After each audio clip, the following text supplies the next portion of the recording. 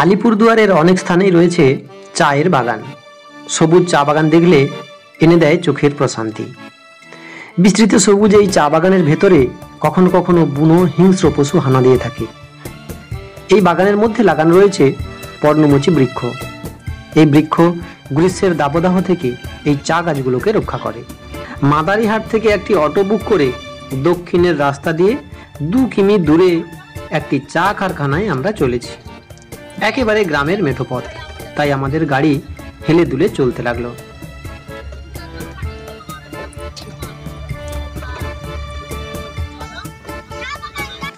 কিছুটা যাওয়ার পর দেখলাম ভুট্টার ক্ষেত। এখানে অটো থেকে নেমেই গ্রামের মানুষের সঙ্গে কথা বলতে লাগলাম। আবার রাস্তার দুপাশে এই ভুট্টা রোদ্রে শুকনো করা হচ্ছে।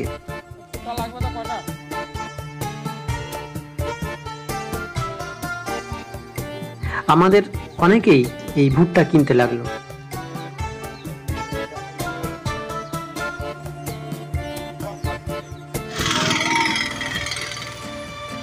ভুট্টা ক্ষেত দেখিনি দাদা, এই জন্য দেখতে আসছি।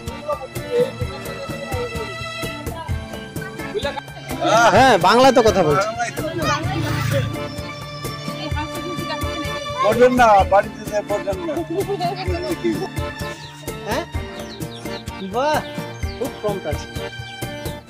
আবারও আমাদের গাড়ি চলতে লাগলো। গাড়িতে গতিশীল অবস্থায় 2 চোখ ভরে দেখছিলাম দুপাশে সারি সারি চায়ের বাগান। আমাদের গাড়ি চা বাগানের ভেতর দিয়ে কারখানার দিকে ক্রমাগত এগিয়ে চলছে। বাগানের ভেতরের রাস্তা খুব একটা ভালো ছিল না। যাই হোক, কারখানার কাছে এসে পড়লাম। ওই সামান্য একটু দূরে দেখা যায় চায়ের কারখানা।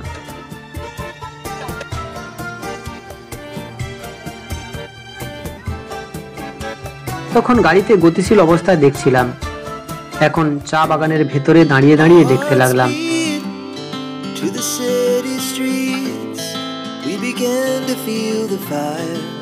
দুটি পাতা আর একটি কুড়ি তুলে চা কারখানায় আসে চা প্রসেসিং এর জন্য। কুড়িটাই তোলাম।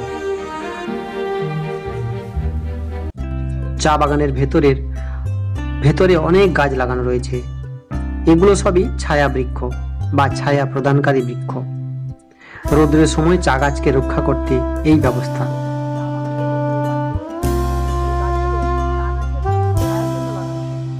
পাতাওয়ালা গাছগুলো দেখছেন, এগুলো পোকামাকড় থেকে চা গাছকে রক্ষা করে।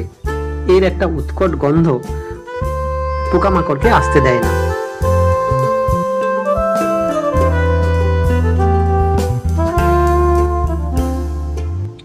এরপর চা কারখানায় প্রবেশ করলাম। চা কারখানার সামনে আসতে চায়ের একটা গন্ধ, সুন্দর একটা গন্ধ পাচ্ছি।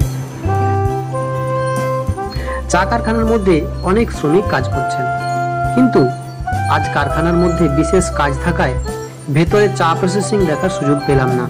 শুধুমাত্র বাইরের দিকে যেখানে চা পাতা রাখার ব্যবস্থা আছে তা দেখেই ফিরে আসতে হলো।